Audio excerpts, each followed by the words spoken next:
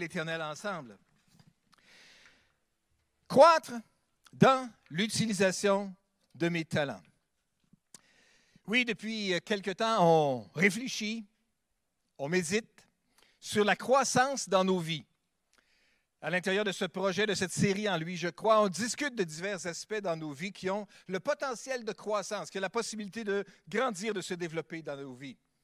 Déjà, nous avons abordé le sujet de croître dans ma foi. Nous avons touché aussi le sujet de croître dans mon amour pour lui. Aujourd'hui, nous traiterons ensemble du sujet comment croître dans l'utilisation de mes talents, de mes capacités, de ce que j'ai. Quand on pense à talent, Bible, on pense assez spontanément tout de suite à la parabole des talents qu'on trouve dans le livre de Matthieu, chapitre 25. Et on va lire ensemble quelques versets du chapitre 25 de Matthieu. Au verset 14, nous lisons « Il en sera comme d'un homme qui partit pour un voyage. Il convoqua ses serviteurs et leur confia l'administration de ses biens.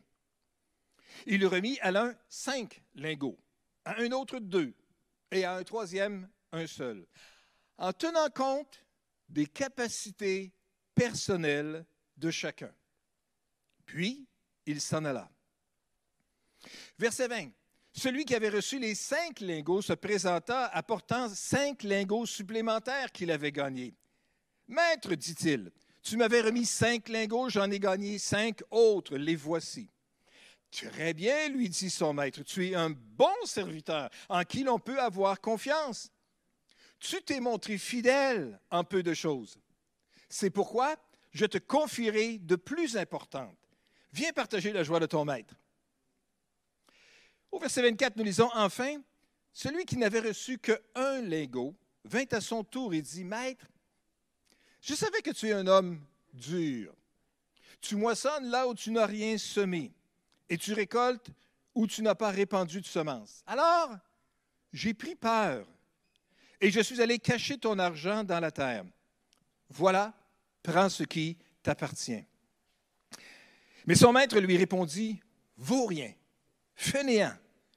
Tu savais que je moissonne là où je n'ai rien semé et que je récolte où je n'ai pas répandu de semences. Vaut rien, fainéant. » Voilà ce que le maître lui a dit. Dans cette parabole, donc, on voit le maître qui remet des responsabilités, il confie de ses biens, de son administration de ses biens, à 3 de ses serviteurs. Il faut que je vous dise tout de suite qu'il s'agit bien de talent dans le texte original grec, qui a été traduit en français, se retrouve dans plusieurs traductions. Talent, dans la traduction ici de la Bible du Sommeur, ça nous parle de lingot. En fait, ce qu'il faut savoir, c'est que le talent équivalait... pardon, c'est pas vrai. D'abord, je dois vous dire que le talent, c'est une unité de mesure. Unité de mesure de masse. Combien tu pèses? Je pèse tant de talent. C'était une unité de mesure de masse. On connaît plus les kilos, on connaît les livres, mais combien de talent? Ça dépend de la grandeur du talent. Non, en tout cas, laisse ça faire. La grosseur du talent. L'abondance du talent. Non, on pourrait aller trop loin avec ça. Revenons à notre affaire. Donc, c'est une unité de mesure. Et cette unité de mesure correspondait à la masse d'eau, le poids de l'eau, dans le fond, dans un volume d'une amphore. Une amphore, ça équivaut à peu près à 1 pied cube. 1 pied par 1 pied par 1 pied. On met de l'eau là-dedans, ça pèse un certain poids. C'était ça, un talent.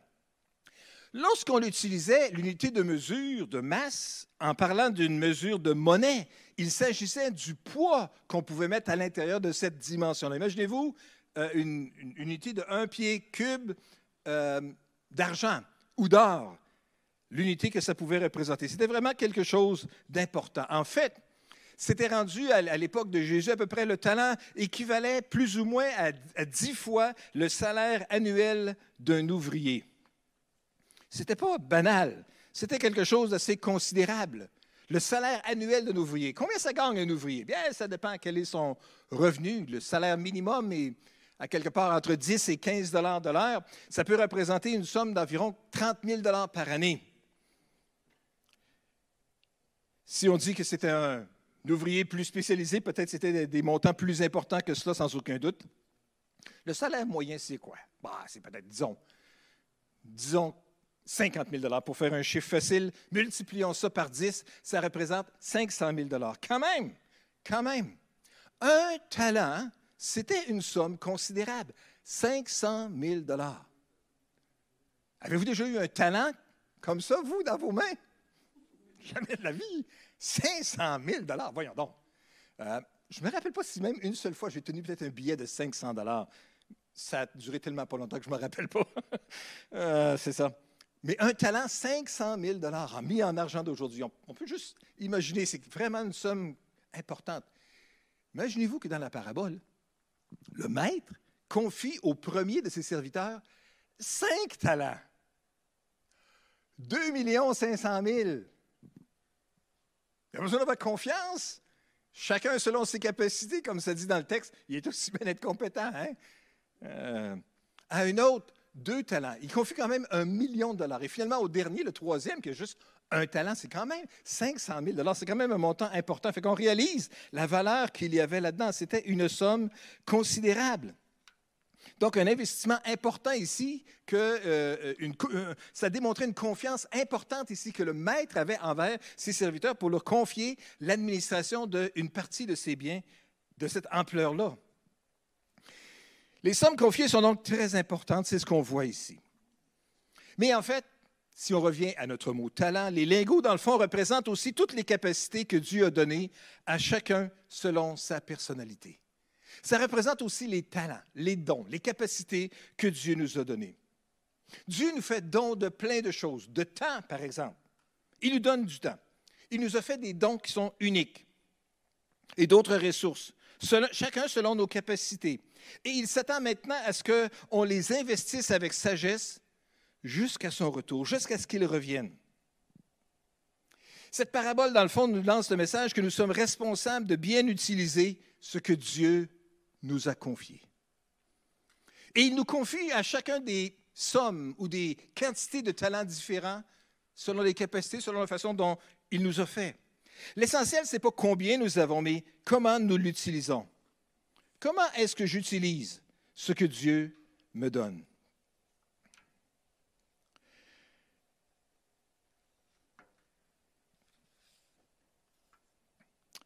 Le message, dans le fond, à l'intérieur de cette parabole ici, dans Matthieu 25, c'est que Dieu nous a confié des aptitudes, des dons, des talents qui sont uniques. Nous avons tous et chacun d'entre nous des dons spirituels, nous avons des goûts, des capacités, notre personnalité. Tout ça fait de nous la personne que nous sommes et qui nous différencie de tous les autres. Si vous pensez que vos talents servent uniquement à vous faire gagner beaucoup d'argent, à prendre un jour votre retraite puis à mourir, vous passez complètement à l'essentiel de ce que Dieu veut pour vous, de ce qui est important dans la vie. Dieu vous a donné des talents pour que vous en fassiez profiter les autres et non pas vous-même. Et il a confié à d'autres des aptitudes dont vous pourrez bénéficier aussi. Nous faisons tous partie du corps de Christ et chacun de nous est important. Il n'y a pas de membre insignifiant dans la famille de Dieu. Il n'y a pas de membre insignifiant dans la famille de Dieu. Dieu nous a créés pour que nous le servions et il attend de voir comment on va utiliser les talents qu'il nous a confiés. Alors, si vous êtes un musicien, comme nos amis ici ce soir, ou que vous soyez un comptable, ou que vous soyez un enseignant, ou un cuisinier, Dieu vous a donné ces aptitudes pour que vous les mettiez au service des autres. Nous sommes chacun d'entre nous, comme nous avons vu dans ce passage-là, les gérants des dons que Dieu nous a confiés. Ce matin, alors que vous regardez à l'intérieur, là, que vous les trouviez importants ou insignifiants, je veux que vous sachiez que les talents que Dieu vous a remis sont importants à ses yeux à lui. Ce que Dieu demande de chacun d'entre nous, c'est qu'on agisse en bon gérant. Quand Dieu nous confie un don, il veut qu'on puisse l'utiliser. C'est comme un muscle. Si vous le faites travailler, il va se développer. Si vous ne l'utilisez pas, il va s'atrophier. Si vous avez un talent et que vous avez peur de l'utiliser ou si vous êtes paresseux, vous risquez de le perdre. Mais si au contraire, vous utilisez votre talent d'une bonne façon, Dieu va le multiplier. C'est ça ici. le message dans tout cela. Si vous faites un bon usage de votre temps, Dieu va vous donner encore plus de temps. Si vous dépensez votre énergie avec sagesse, Dieu va vous renouveler votre énergie. Si vous utilisez votre influence judicieusement, Dieu va l'augmenter, cette influence-là. Dieu va bénir votre niveau de fidélité. Bon et fidèle serviteur, tu as été fidèle en peu de choses. Je vais t'en confier beaucoup. C'est ça que le maître a dit ici. Alors, si on veut récapituler un peu, c'est que chaque serviteur a reçu un don, a reçu une capacité, un certain montant, un montant d'argent ou un certain montant de talent selon ses capacités. Ces talents-là, donc, représentent des opportunités que Dieu nous donne pour utiliser nos capacités. Dieu nous donne à chacun d'entre nous un travail à faire, une opportunité pour accomplir ce qu'il place devant nous autres. À chacun de nous, il a confié un ministère, quelque chose, un service qu'on peut rendre aux gens autour de nous, selon les capacités et les dons que Dieu nous a donnés. Et c'est notre privilège de servir le Seigneur en multipliant les biens qu'il nous a donnés puis en les mettant au service des autres. Les trois serviteurs ici que nous voyons dans la parabole des talents peuvent se diviser en deux catégories. Il y a les fidèles puis il y a le pas fidèle, le infidèle. Les serviteurs fidèles ont pris les talents, le montant qui était devant eux, et puis ils les ont fait multiplier. Ils ont doublé la valeur de ce qu'ils avaient remis entre leurs mains. C'est bien évident que le maître était super content de ça. Ils ont doublé la mise. Le serviteur infidèle, lui, est allé le cacher dans la terre.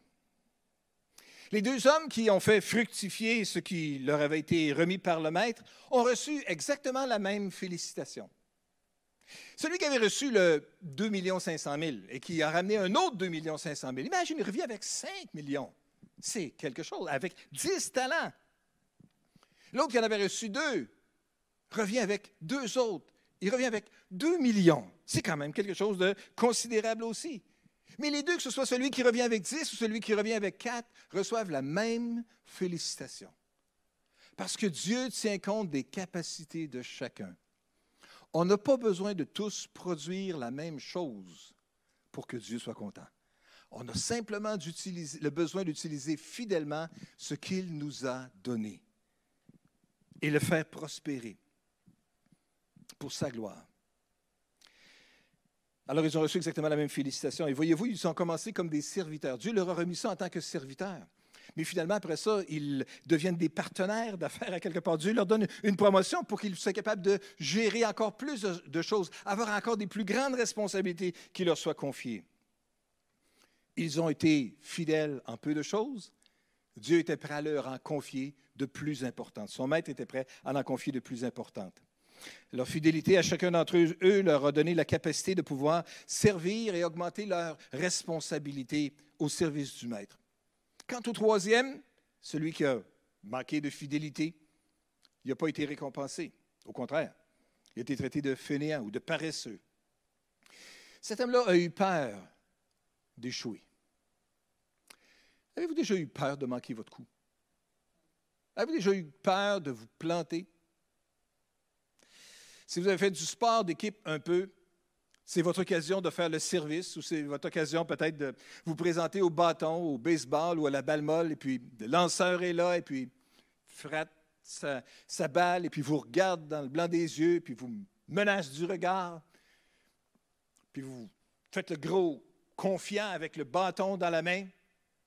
Frappe sur le pied gauche, frappe sur le pied droit. On s'installe. Envoie-là ta garnotte. Tu vois, je vais l'envoyer l'autre bord de la clôture. Et puis on essaie de défier le lanceur comme ça du regard. Mais à l'intérieur du cœur, ça peut avoir la tremblote à peu près. D'un coup que je me plante. D'un coup que je me plante devant tout le monde qui sont dans les estrades, devant les gars qui sont sur le banc et qui attendent que je réussisse puis que je l'aie cette fois-ci pour qu'on puisse être capable de gagner le match. Bon, on a tous eu peur de se planter à un moment donné. Avec les talents et les capacités que Dieu nous donne, on peut aussi avoir peur de se planter. Et il n'est pas dit que celui qui a reçu les 5 talents et celui qui a eu les 2 talents n'ont pas eu peur. C'est juste qu'on ne le sait pas. Ce qu'on sait, par contre, c'est qu'ils se sont mis au service du Maître en utilisant ce qu'il avait placé entre leurs mains pour le faire fructifier. Et c'est exactement ce que Dieu attend de nous autres. Il ne s'agit pas d'avoir peur ou de ne pas avoir peur, mais il s'agit de se mettre en action même si on a peur. Le troisième, son manque de fidélité, c'est justement parce qu'il n'a jamais essayé. Il n'a jamais essayé, il n'a même pas osé. Il avait tellement peur d'échouer qu'il a eu peur de même avoir du succès. Si nous n'utilisons pas ce que Dieu nous donne, nous sommes en danger de le perdre. Mais Dieu ne veut pas qu'on perde ce qu'il place devant nous. Au contraire, il veut que ça puisse être capable de fructifier, de se développer. Faire fructifier ce que Dieu nous donne. Grandir dans l'utilisation des talents que Dieu place sur nous autres, c'est un défi que Dieu place pour chacun d'entre nous. Aujourd'hui et dans les prochaines semaines, faire fructifier ce que Dieu nous a donné. J'aimerais, si on pouvait maintenant regarder un exemple, une illustration, si on veut, de quelqu'un qui a osé confier à Jésus le peu qu'il avait devant un immense besoin, devant un trop grand besoin. Puis on doit se tourner maintenant dans l'Évangile de Jean au chapitre 6. Et on lit à partir du verset 5 l'histoire du miracle de la multiplication des pains pour les 5000 personnes. Verset 5, donc, nous lisons. Jésus regarde autour de lui et voit une foule nombreuse venir à lui. Alors il demanda à Philippe, où pourrions-nous acheter assez de pain pour nourrir tout ce monde? Il ne lui posait la question que pour voir ce qu'il allait répondre, car en réalité, il savait déjà ce qu'il allait faire. Quand Jésus vous pose des questions des fois, peut-être qu'il sait déjà ce qu'il va faire. Il a peut-être déjà tout préparé ça, mais il veut peut-être juste voir de quelle manière qu'on va répondre. Quoi qu'il en soit, Jésus ici savait déjà ce qu'il allait faire. Alors Philippe répond, « Écoute, Seigneur, rien que pour donner à chacun un petit morceau de pain, il faudrait au moins 200 pièces d'argent. » Lui répondit Philippe. C'est pendant une somme considérable, Seigneur, à peu près le salaire de 200 jours de travail. 200 jours, 5 jours, 40 semaines peut-être dans l'année, quelque chose comme ça. Un montant considérable aussi. Mais il y avait un autre disciple, verset 8, André, le frère de Simon-Pierre, qui dit, « Il y a ici un jeune garçon. Il y a 5 pains d'orge et 2 poissons. Mais qu'est-ce que cela pour tant de monde? » Dites-leur à tous de s'asseoir, leur ordonna Jésus. L'herbe était abondante à cet endroit et la foule s'installa donc par terre. Il y avait environ 5000 hommes. Alors, verset 11, Jésus prit alors les pains, remercia Dieu, puis les fit distribuer à ceux qui avaient pris place sur l'herbe. Il leur donna aussi autant de poissons qu'ils en désiraient. Quelques-uns pourraient dire, ça n'en prend pas beaucoup de poissons pour me satisfaire dans mon désir. En fait, pas de poisson pantoute ferait mon affaire, selon certains. Pour d'autres, il n'y en a peut-être jamais assez. En tout cas, quoi qu'il en soit. Il va en avoir autant que ceux qui le désirent. Mais quand ils eurent tous mangé à leur faim, Jésus dit à ses disciples, « Ramassez les morceaux qui restent pour que rien ne soit gaspillé. » Ils les ramassèrent donc et remplirent 12 paniers avec ce qui restait des 5 pains d'orge qu'on avait mangés. Le problème qu'on voit ici, bien sûr, c'était un problème de comment rencontrer un si grand besoin avec une si grande foule qui était là. Et voyez-vous, cette histoire-là, le miracle de la multiplication des pains pour nourrir les 5000, se trouve dans les 4 évangiles. 4 fois, c'est répété. Matthieu, Marc, Luc et Jean, ce miracle-là.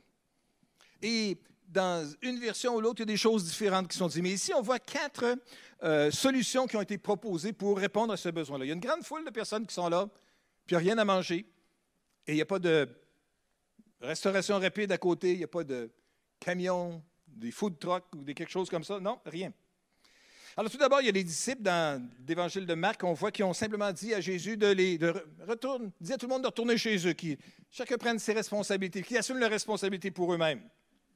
Se débarrasser du problème, autrement dit.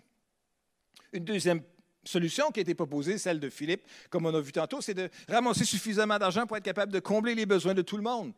Philippe était bon pour être capable de compter le coût. Il n'y a rien de mal à compter le coût.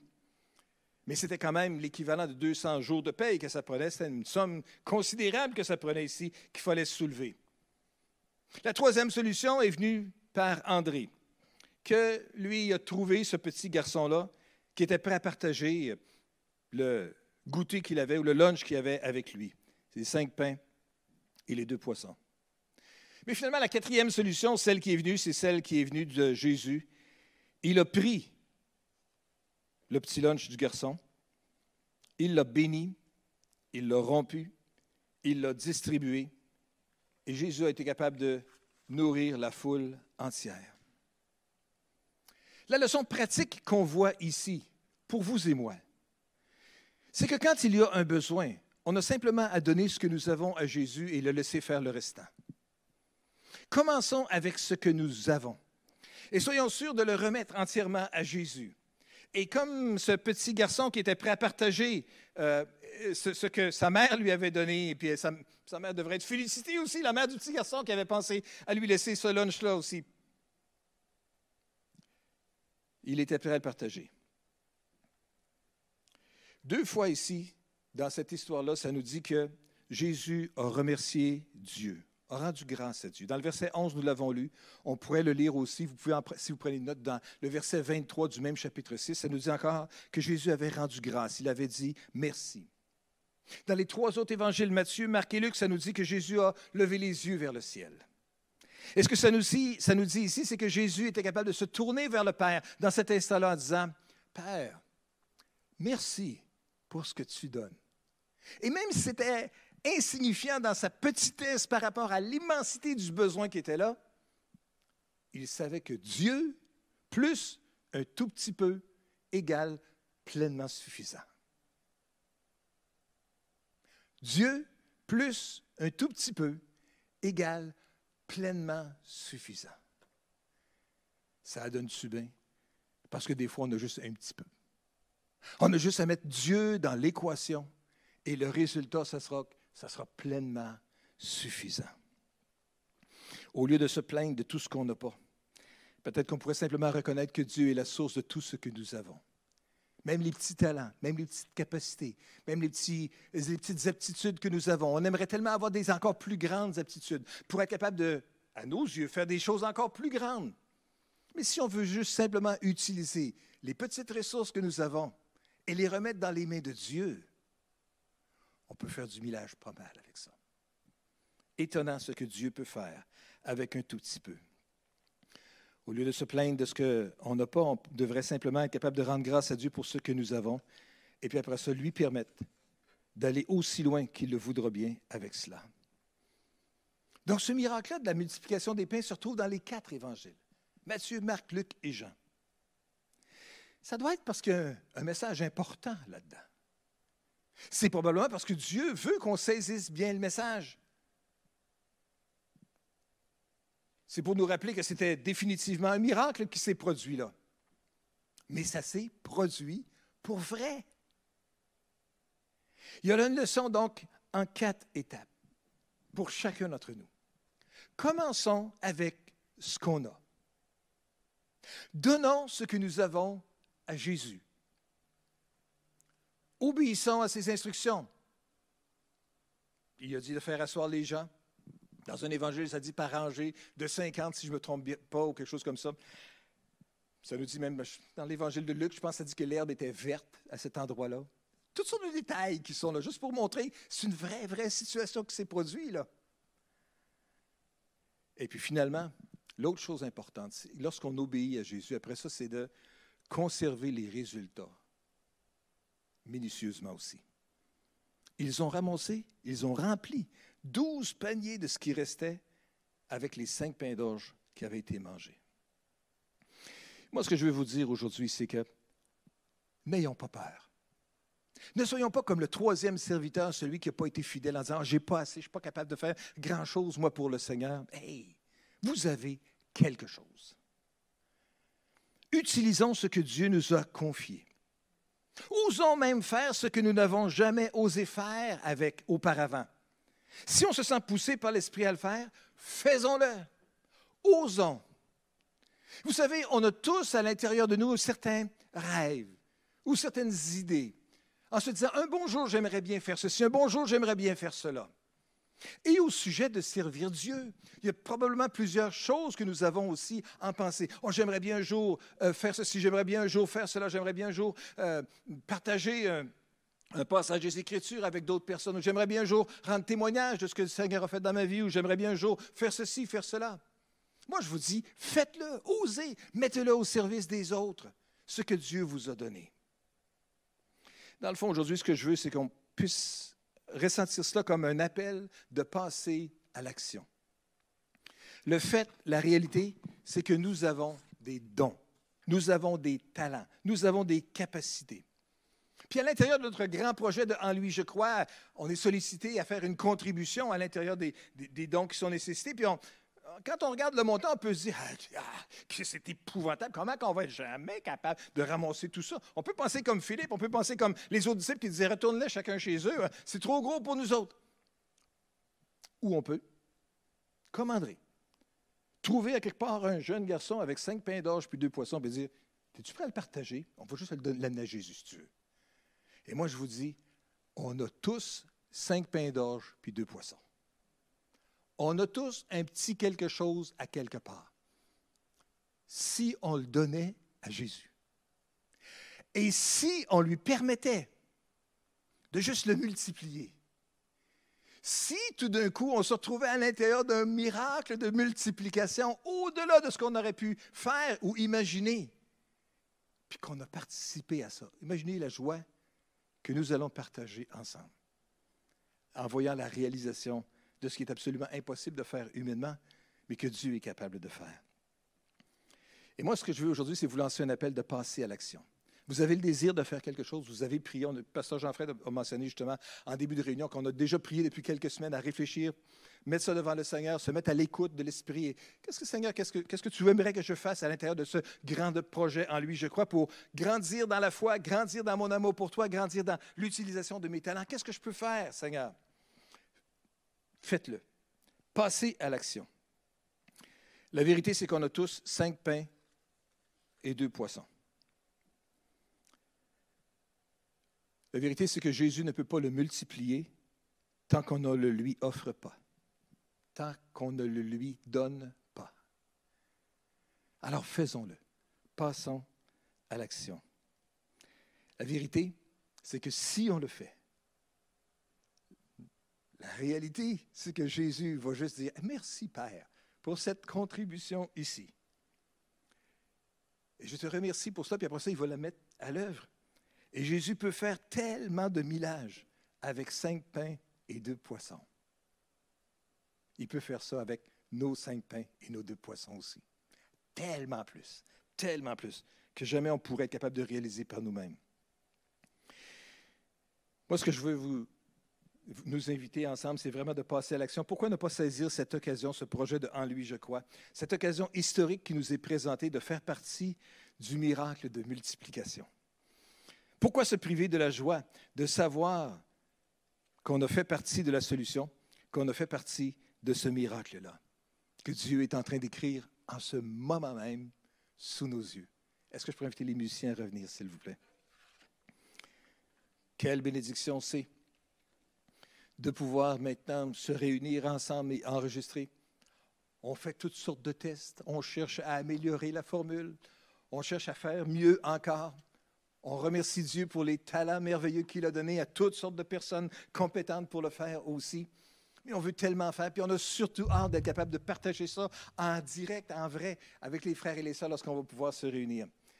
Mais il y a quelqu'un d'autre avec d'autres talents qui a besoin de développer le vaccin comme il faut, et d'autres avec des bons talents qui sont capables de le distribuer, le multiplier rapidement, puis d'autres avec des bons talents qui vont être capables de l'injecter comme il faut et sécuritairement à tout le monde aussi. En tout cas, on a encore du chemin à faire avant de vivre cette réalité-là, mais on peut toujours bien se réjouir ensemble du moment que nous avons de pouvoir être là. Merci Seigneur. Il nous fait des dons à chacun d'entre nous. Dans le première épître de Pierre au chapitre 4 et au verset 10, la Bible nous dit « Chacun de vous a reçu de Dieu un don particulier. » Chacun de nous avons reçu de Dieu un don particulier. Puis vous le savez, c'est quoi ce don-là? Vous le savez à l'intérieur de vous, c'est quoi cette capacité-là, ce désir-là que vous avez de faire ceci ou de faire cela? Alors l'exhortation est là, nous est lancée, que je veux ramener encore aujourd'hui, qu'il le mette au service des autres comme un bon gérant de la grâce infiniment variée de Dieu. Mettons au service de Dieu ce qu'il nous a donné et voyons le Seigneur multiplier l'influence de ce qu'il nous a donné, faire tellement plus de millages que ce qu'on n'aurait jamais imaginé ou pensé. Alléluia. Seigneur, merci pour ce privilège que nous avons maintenant, de pouvoir louer ton nom, de pouvoir bénir ton nom, Seigneur, alors qu'on reconnaît combien tu nous as fait des dons merveilleux, des dons précieux, à chacun de nous en particulier, d'une façon différente.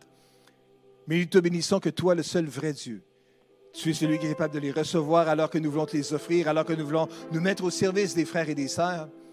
Puisses-tu bénir, multiplier, et nous te donnerons à toi seul la gloire, notre Père, au nom puissant de Jésus.